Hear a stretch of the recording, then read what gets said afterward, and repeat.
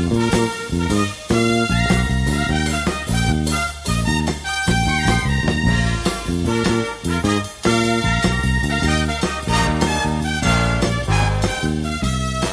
morning, Bucknutters. It's Tuesday, May 1st, 2018. I am Dan Rubin. This is the Bucknuts Morning 5 and change. Yes, the Gem City actually looks like May 1st. That's a bigger upset than us being on time today. Duane, how goes it on this fine spring morning? Oh, it's finally spring, and happy Cinco de Mayo to everybody out there that celebrates it. It's finally spring, so I'm a happy man. Happy men, of course, is what the Ohio State staff was, and all of us Bucknutters with a tremendous run over the past few days. 3 new Buckeyes, Bryson Shaw, Garrett Wilson, and Cade. Some were expected, some not so much. So let's tackle I don't know if it's the issue of the day, but the addition of Bryson Shaw, a 6'2" safety out of Potomac, Maryland, the Bullis School, the same school that produced Dwayne Haskins in the suburban Maryland area, and also a baseball throw from where I had my rehearsal dinner, so I know that meant a lot to everybody. This kid was, as a freshman, or probably still is, one of the top lacrosse recruits in the United States. He committed to Maryland verbally as a freshman for lacrosse, which is tantamount to committing to, Ohio State or Alabama or something like that as a freshman in football. He then flipped, obviously wanted to be a football player, and then a few months ago committed to Wisconsin. What I found very interesting as I go on here is when he committed to Wisconsin, he said that Ohio State new defensive guy, Alex Grinch, was really recruiting him hard, had only been on campus for 2 weeks, and had been to see Shaw twice, but Bryson committed to Wisconsin anyway. That was 3 months ago. Grinch obviously did not let up, and Shaw flipped his commitment to Ohio State. There was a long diatribe that needed to set this up. What do you think of the commitment of Bryson Shaw? What did they see that some others don't, and what do you make of the negative response on the boards by some?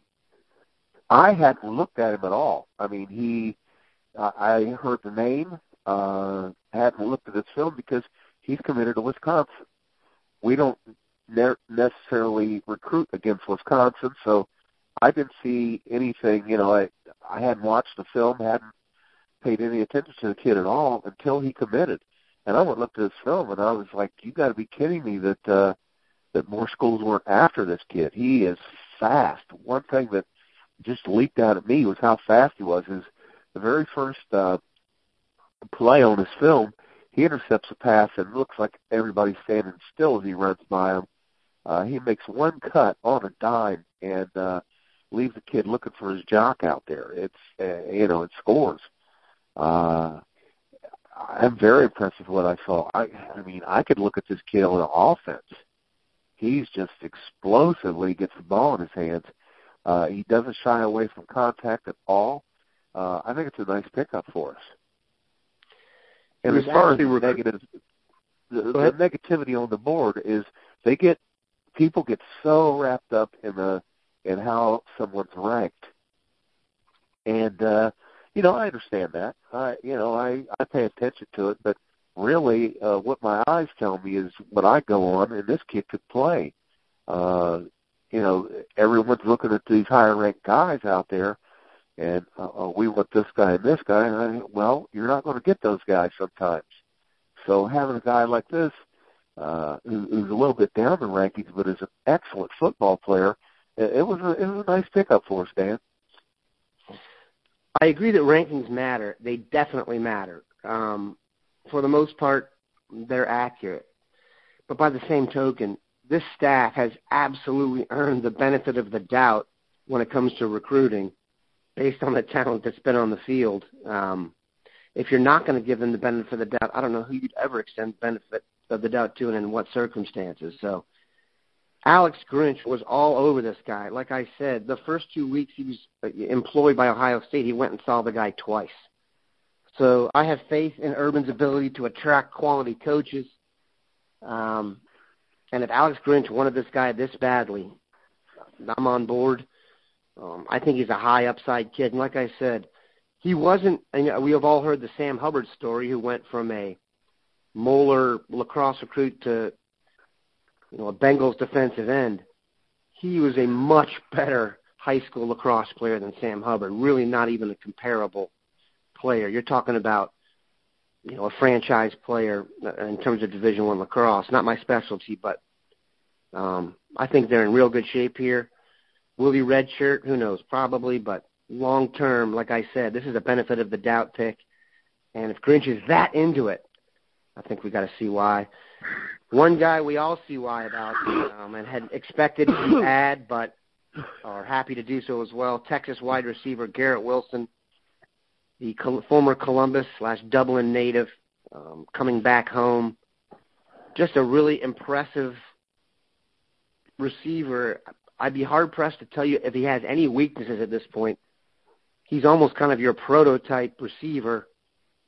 For a number one guy, can run, can catch, is productive, is strong. What do you think of Garrett Wilson? Obviously, more compliments to go around. Oh, this is a huge get for us. Damn, this kid, this is the best receiver we've recruited since Trevon Grimes. He's that good.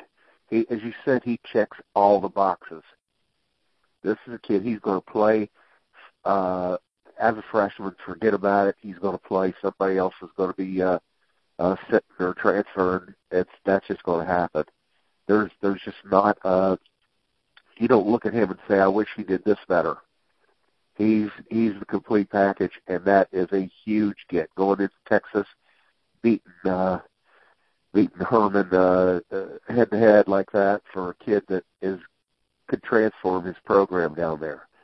So that's a huge get. That just shows how strong the staff is with recruiting, that they can go into a state like Texas and take a high-value recruit out of the state like that.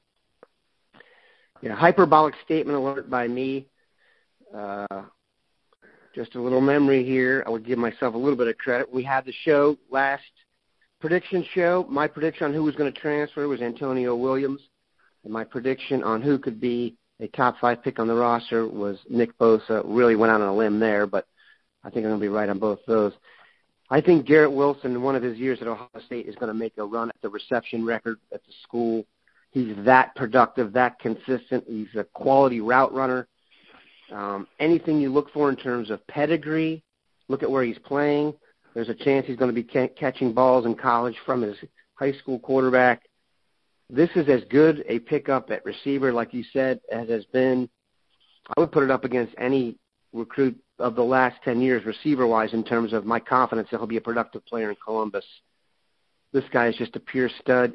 And then you take in the fact that he has some Ohio roots in him, and just hear him talk to the media. He's got leadership qualities, just unbelievably great pickup for the Buckeyes, and there's really not much more we can say about that. The third dude who we added, another guy who I think it was 2 years ago, one of his relatives that lives in my town told me, have you heard of a kid named Cade Stover? He's definitely going to be a Buckeye. We now know from one of the more interesting videos you'll ever see that he is a salt of the earth type and a Buckeye. Your thoughts on Cade Stover? Yes, we knew he was coming, but what do you think we're getting? Oh, we're getting just one of the best athletes in the country. I mean, you can plug this kid in at so many different positions. I mean, when you're thinking about a kid that's that big and he's been playing safety, he runs so well. You know, he just flashes in through the screen, and he's moving at a rate of speed that nobody else can match. He's physical. He's just an athletic kid. Very impressed with what I'm seeing. He's at least going to be a linebacker. I could see him going Sam Hubbard on us and ending up in defensive end. But that's a nice get. I'd really rather he stay a linebacker, because I'm not overly impressed with this linebacker class nationally. And having an athlete like that we can plug in there, that would be excellent. I'll tell you, I'm going to give you a quick comparison.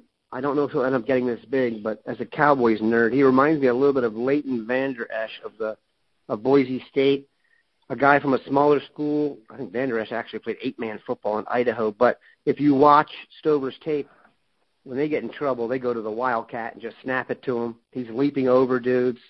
He was asked to do basically everything except drive the bus for Lexington. So just a big-time player, and I agree with you. I actually do think he's going to end up being a defensive end. If you look at his frame, he's got plenty of weight to put on there. Tremendous basketball player. Had a future as a college basketball player. Shoot, he could probably play. I'll tell you what, you don't even know how to play lacrosse, and every Division I lacrosse team would take him if you're talking about that kind of athlete. Just a huge pickup, and like I said, a Hall of Fame video. A little bit less showy than your average ones. If you haven't seen it, really should go check it out. All right, let's finish with this. There were some who thought Ohio State would have a quarterback in the class after Grant Gunnell visited. The Texas Signal Callers did enjoy his visit in Columbus, according to all reports, via William Kurlick, but he did not commit. Now the word is he's going to commit after the Elite 11, so quarterback continues to be the elusive part of this class. What's your vibe on Gunnell? Do you eventually think he'll be the Signal Caller in this class? I think he's just been up here too much. I mean, that's a big trip, and he keeps showing up here. He was committed, and no sooner than we start getting involved, he decommits. And he's up here every weekend, it seems. So I think we're going to get him, and he's one of the few quarterbacks in the class that you can get really excited about. This is a guy who stands back in the pocket and just deliver rockets. He's got a gun for an arm. He's more athletic than you think he is. He's going to be. I mean, he's not a kid that's just going to stand back there and has to throw the ball into the stands because he can't move. He can move. He's just not going to be a zone read kind of kid. And I'm glad to see us moving away from that. Not a big fan of the quarterback carrying the ball 15 times a game.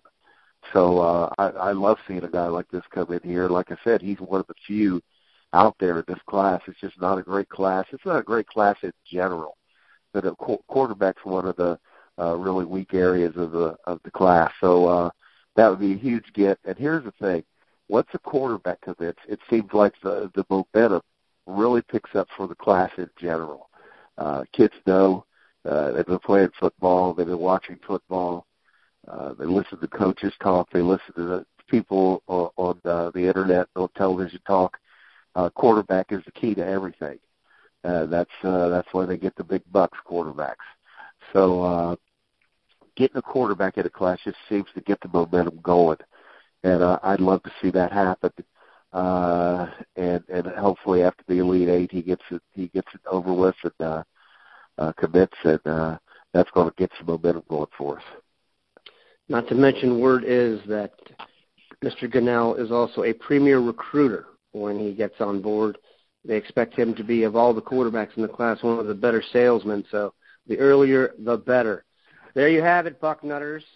Things are good. The weather is nice. Recruiting is great. The benefit of the doubt exists. Have a good one.